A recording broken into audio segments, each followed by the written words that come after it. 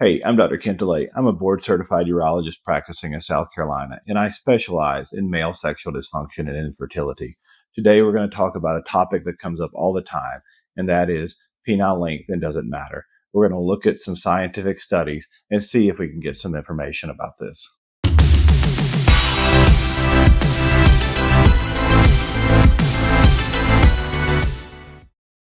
There is no doubt that men care about penile length. The fact that men will buy stretchers or traction devices, undergo penile injections, have surgeries, and implant things just to increase length suggests that it matters a lot to some.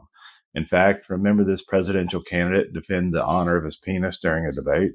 He referred to my hands. If they're small, something else must be small. I guarantee you there's no problem. I guarantee it. All right. Okay.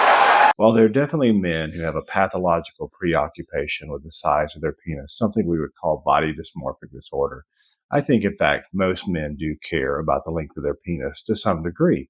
And it's interesting how bothered somebody is doesn't really reflect the actual size of their penis, and that we know most men who seek some type of penile augmentation actually have an average sized penis or above. So there's a lot of insecurity about this. Men have this idea that on girls' night, women are out joking about our penis sizes. That's not true, right? The question is, does the size of the penis matter to female partners? And if so, are some women more likely to care than others? I'm focusing today on men who have penetrative intercourse with women mainly because that's where the data is. There is no data on partner perceptions for penile length in men who have sex with men. Men are usually counseled that because the average vaginal depth is around 9 centimeters or so, a penis 3.5 inches or longer should be more than enough. In fact, Masters and Johnson, pioneers in our understanding of human sexuality, said that the vagina actually adapts to penile length so that it doesn't matter. They had no data to support this claim. Nonetheless, it became common adage. So let's look at some studies. So one way to study it is to give people a survey. So in one survey, a group of college-age women were provided a survey simply asking, when they're having penetrative intercourse, what matters more, penile length or penile girth? In this study, 45 out of 50 women said width or girth was more important than length, and only 10% said that penile length was more important than width. So this study supports the idea that length is not a primary factor in pleasing the female partner in most cases. Okay, so maybe penile length doesn't matter for all women, but what about the women who say it does matter? It appears that they may be partly influenced by the way that they experience orgasm. Women can have both clitoral orgasms and vaginal orgasms. Most women tend to say they experience clitoral orgasms more than vaginal orgasms. And a survey study from the Journal of Sexual Medicine, women who had clitoral orgasms tended to express no preference about penile length.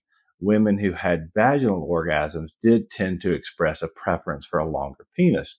Now, overall, 50% of women said that it didn't matter to them one way or the other.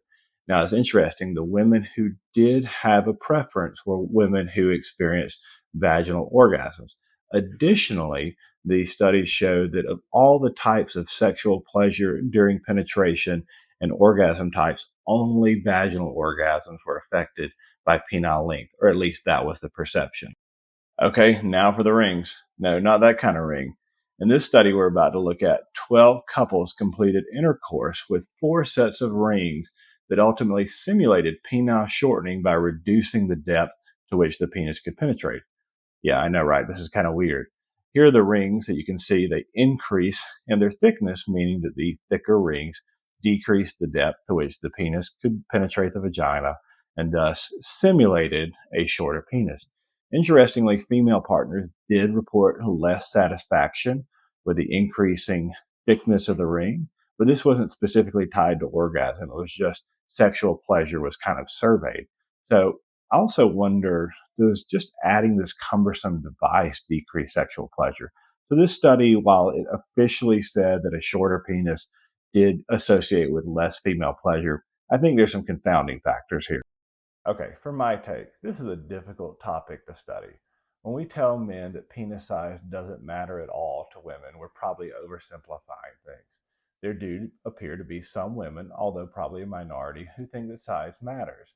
This may be tied to the way they experience orgasm. It could also be related to just the way they aesthetically enjoy intercourse, like the way some men enjoy bigger breasts, although that doesn't technically interfere with the ability to penetrate.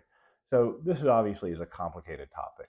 Now, I think the last study highlights something else, in my opinion.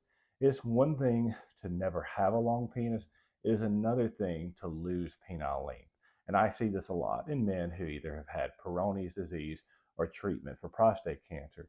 And these men and couples are sometimes profoundly disappointed because they've lost something they already had. So this is all, like I said, a complicated topic. But to me, this belies a bigger point to think about. Penetrative intercourse is not the only way to be sexual, obviously. Insecurity is just a part of being human. And I think many men do think about their penile length, but I think we think about it way more than our female partners do. So there are ways to experience orgasm, obviously, that have nothing to do with penetration. And there's many, many ways to be intimate without the insertion of a penis. So the bottom line is the ability of a couple to be intimate is not limited by the size of the penis.